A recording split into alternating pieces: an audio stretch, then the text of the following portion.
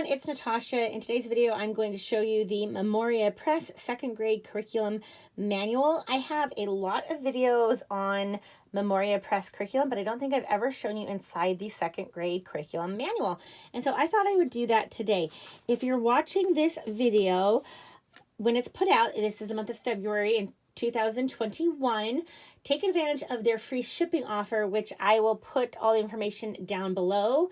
It's a great deal. It's the best time of year to buy from Memoria Press because their shipping is kind of expensive otherwise. So the first page we get to is basically a page that details everything that you will need to teach that grade. So you can go off and mark everything that you have.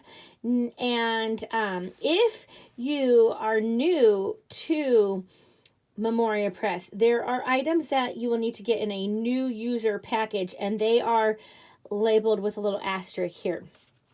If you buy the complete set, it'll come with everything you need except for those new user items. And so if you're a new user, you will just add on the new user set, and that's right on their website. It's very easy to figure out.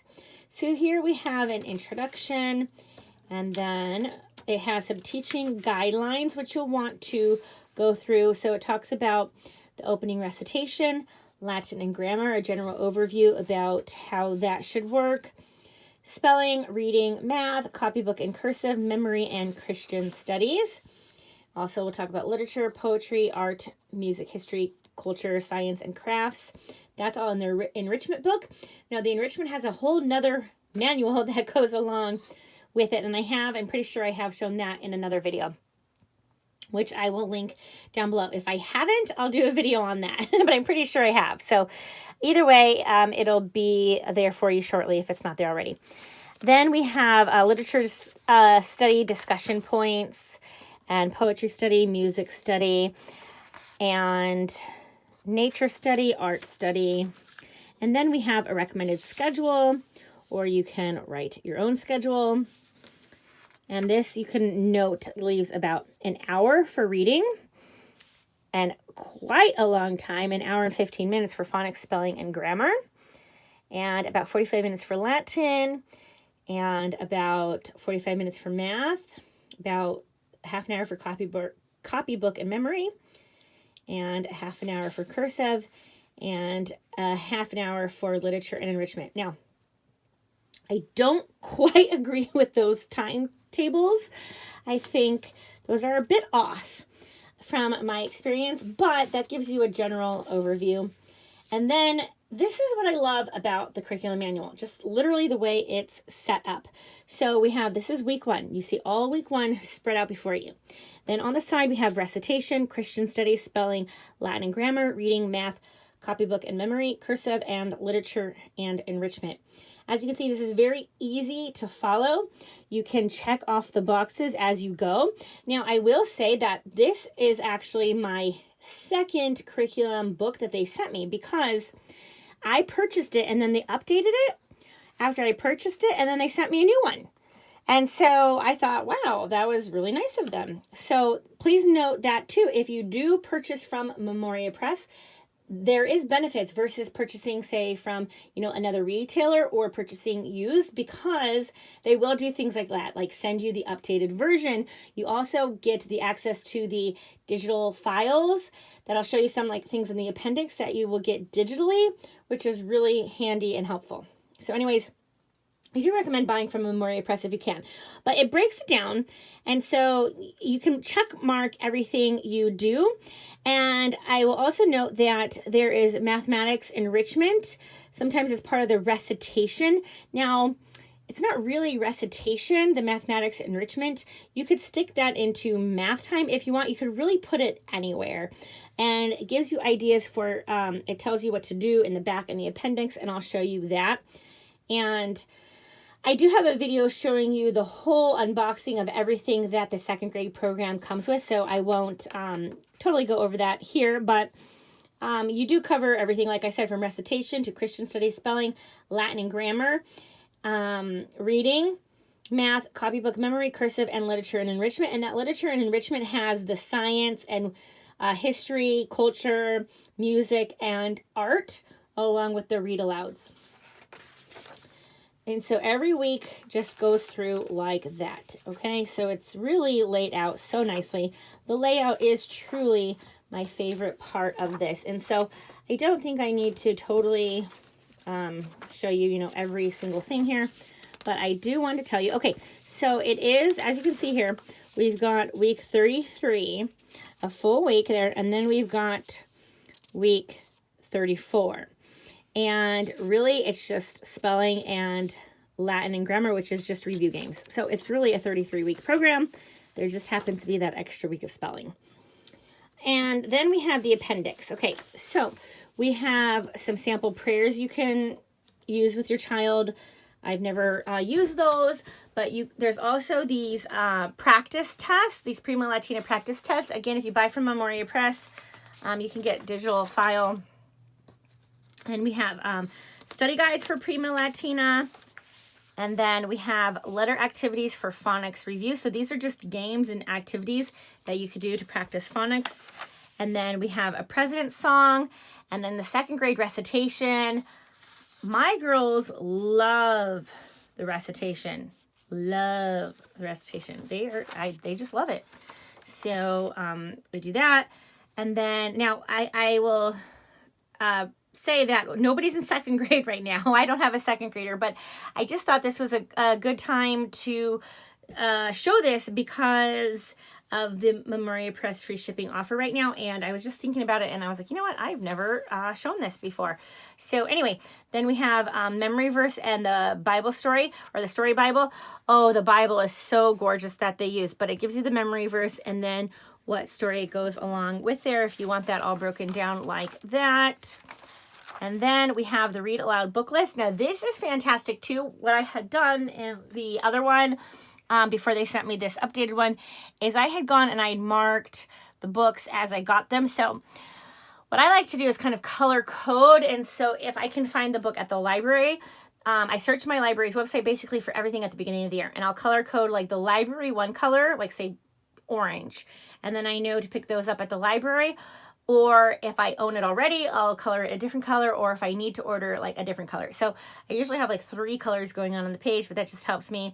And I like having it like this because then I can see, oh, coming up, like, let's say I didn't have the monkey and the crocodile and the ant and the elephant, but I saw that they were at the library. Then I would know, say I'm in week 2 and I was looking ahead, I could say, oh, I better, get those books ordered from the library. So I found that really handy. The poetry list, I didn't really use this because it tells you exactly what to do out of a child's book of poems and animals. So I didn't ever need that. The same thing with the music and art selections. I didn't need this either because again, it walks you through it. And this wasn't something that I had to go hunt down, unlike the read alouds.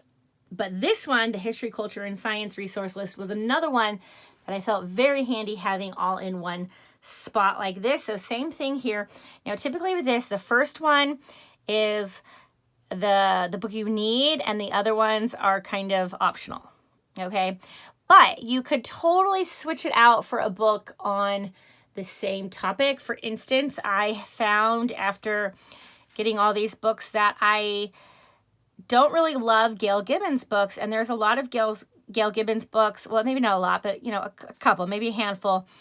Just because Gail Gibbons has very much an evolutionary approach to it, even something like talking about bees, it somehow brings that in. And so anyway, I don't prefer those Gail Gibbons books. I also note that there's other ones too, like there's a one about water and I don't remember what it is, but it was also... Oh, Water Dance. It's Water Dance. Now, I guess my point is with these books, they are secular picture books that they're using.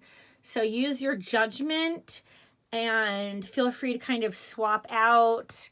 You could swap out the book and still do the majority of the activities for history, culture, science. Now, let me jump back to the read alouds. I didn't really find it necessary to switch any of those. And again, this is just personal opinions, but these are things like Johnny Appleseed, The Boy Who Drew Birds, Wee Gillis, The Thanksgiving Story, Lucy's Christmas, The Velveteen Rabbit, Paul Revere's Ride, The gardener, things like that. So these were all fine. All of these read aloud books are totally fine. It's just when you get into these science topics where I was like, you know. Then I loved this too. Okay, enrichment by week. I thought this was fabulous. So we've got the read alouds, which there's already that list. The science and enrichment, already that list. Poetry, music, and art. I just found this really handy so you could kind of see what you're doing at a glance. Sometimes the read aloud will coordinate with the science and enrichment, but not always.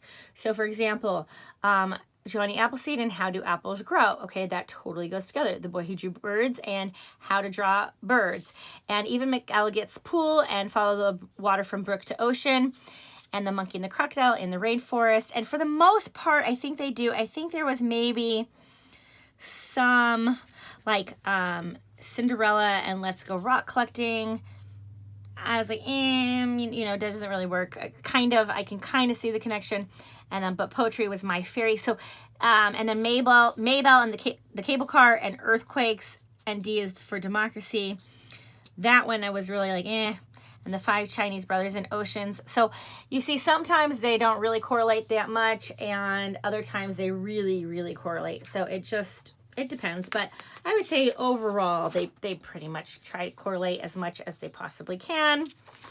And then we have some supplemental phonics activities here, some more games and things. And then we have these contraction flashcards. And then we have supplemental grammar. Now, if you are not using Latin, like let's say you love Memoria Press, but you just don't want to teach Latin for whatever reason, then they actually recommend doing rod and staff English. However, even if you are doing the Latin, but you find your child needs more grammar practice, then it gives you some rod and staff grammar lessons that you can do here.